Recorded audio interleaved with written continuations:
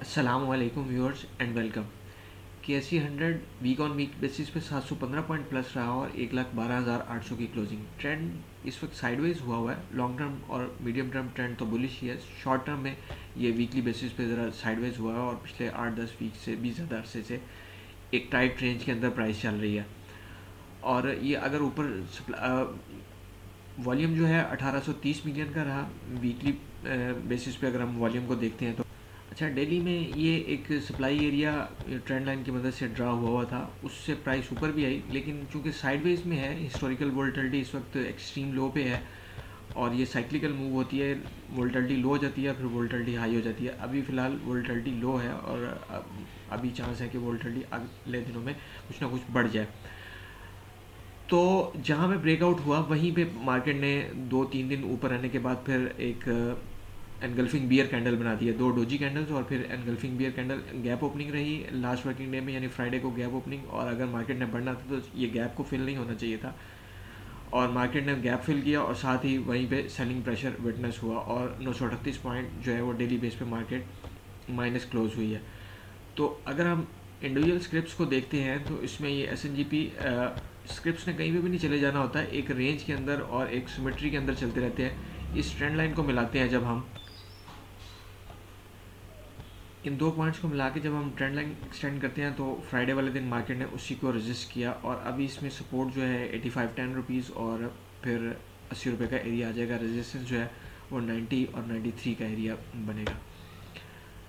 Searle ने ये थोड़ा बियर ट्रेंड यहाँ पे जब ये इस ट्रेंड लाइन को ब्रेक किया तो इसमें थोड़ा शॉर्ट टर्म में बियर कंफर्म हुआ था और सपोर्ट इसमें जो है वो 93 का एरिया और 90 का एरिया बन रहा है। रेजिस्टेंस जो है 100 रुपीज़ और 105 रुपीज़ बन रही है। PSO ये इस चैनल के अंदर ट्रेड हो रहा है और ये अपने इसी मोमेंटम को लगता है कि ये जारी रखेगा और इसमें जो फिर support area, major support area, एक तो ये 325 का बनेगा और फिर नीचे 300 का। इस तरह से इसमें रेजिस्टेंस जो है वो 340 रुपये और 370 रुपये का एरिया बनेगा। PIBTL ने एक दिन अपर लॉक लगाया लेकिन फिर नेक्स्ट डे वहीं पे फिर सेलिंग प्रेशर आ गया और प्रॉफिट टेकिंग विटनेस करने में आई और ये मार्केट ने वही सिमेट्री के अंदर ही चलना होता है। देखें कि ये एरिया बन रहा था यहाँ पे 7 रुपये 50 पैसे और 7 रुपये का एरिया बन रहा था, वहाँ से 9 रुपये से ऊपर प्रॉफिट टेकिंग विटनेस करने में आई। OGDC साइडवेज में और ये काफ़ी अरसे से ये मैं यही कह रहा था कि ये प्राइस जो है वो साइडवेज में चल रही है। लॉन्ग टर्म ट्रेंड बुलिश ही है। इसमें सपोर्ट जो है वो 199 रुपीज़ और 192 रुपीज़ का एरिया जो है सपोर्ट बनेगा। रेजिस्टेंस जो है 207 रुपये और 210 रुपये और 215 रुपये जैसा एरिया बनेगा। फ़िलहाल मूव स्लो ही है और साइडवेज में ये एक ऊपर हेड एंड शोल्डर भी बना हुआ है और इसका ब्रेकडाउन भी हो चुका हुआ है, लेकिन ये हेड हो जाएगा और ये शोल्डर्स जो हैं इनको मैं सर्कल कर देता हूँ, ये शोल्डर और ये दूसरा शोल्डर।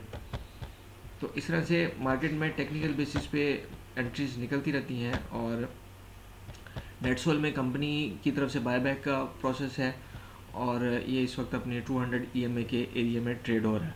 138 रुपीज़ इसका सपोर्ट एरिया बनेगा और फिर नीचे जो है 135 रुपीज़ और अप साइड पर अगर देखेंगे तो 145 और 150 जो है वो रेजिस्टेंस एरियाज के तौर पे काम कर सकते हैं। मैं बिलीव ये साइडवेज में चल रहा था और अपने रेजिस्टेंस को बड़े उसने ऑनर किया और वहाँ से एक अच्छी खासी फ्री फॉल, पहले राइज और फिर फॉल, ये बड़ा अच्छा इसने ट्रेड करने का मौका दिया। लकी में चूँकि अब स्प्लिट हो रहे हैं शेयर्स तो यहाँ पे ये ब्रेकआउट इसने दिया था और फिर अपने टारगेट्स को अचीव करते हुए। तो व्यूअर्स, ये बाय सेल कॉल्स नहीं होती, जस्ट टेक्निकल बेसिस पे इंटरप्रिटेशन होती है कि मार्केट कैसे परफॉर्म करती है और अपने हिस्से के पैसे कैसे मार्केट से निकाले जा सकते हैं। स्टॉप लॉस मस्ट है ट्रेडिंग में। स्टॉप लॉस के बगैर ट्रेडिंग करना जो है वो फाइनेंशियल सुसाइड के मुतरादिफ है और ट्रेड करने से पहले बंदे के पास एग्जिट प्लान होना चाहिए। अब ये लोड्स में देखें कि ये जो बुलिश ट्रेंड लाइन थी इसको उसने निगेट किया कि यानी ट्रेंड बियर नहीं हो गया, लेकिन इसका मतलब ये है कि ये जो राइज का स्लोप था उसे मार्केट ने डिस्टर्ब किया थोड़ा सा। गाल साइडवेज में इस वक्त अच्छे बुलिश ट्रेंड के बाद सिक्योरिटी जो है वो साइडवेज में हो जाती है। इसकी जो 400 और 500 का एरिया बन रहा है ये बड़ी रेजिस्टेंस यानी ट्रेडिंग रेंज है, लेकिन ये फ़िलहाल इसके अंदर ही रहता हुआ लग रहा है और ये एक रेजिस्टेंस 481 और 500 का एरिया बनेगा। सपोर्ट एक जो है वो 446 और